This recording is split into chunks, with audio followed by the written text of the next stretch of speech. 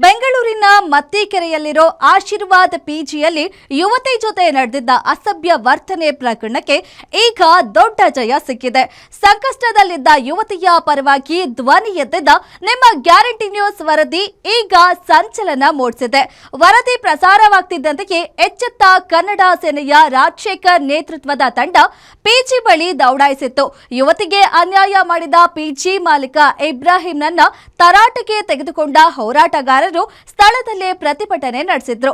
ಕನ್ನಡ ಹೋರಾಟಗಾರರ ಪಟ್ಟಿಗೆ ಮಣಿದ ಮಾಲೀಕ ಕೊನೆಗೂ ಯುವತಿಯ ಬಳಿ ಕ್ಷಮೆ ಯಾಚಿಸಿದ್ದಾರೆ. ಅನ್ಯಾಯದ ವಿರುದ್ಧ ಬೆನ್ನೆಲುಬಾಗಿ ನಿಂತ ಗ್ಯಾರಂಟಿ ನ್ಯೂಸ್ ಕಾರ್ಯಕ್ಕೆ ಈಗ ಎಲ್ಲೆಡೆ ಮೆಚ್ಚುಗೆ ವ್ಯಕ್ತವಾಗ್ತಿದೆ.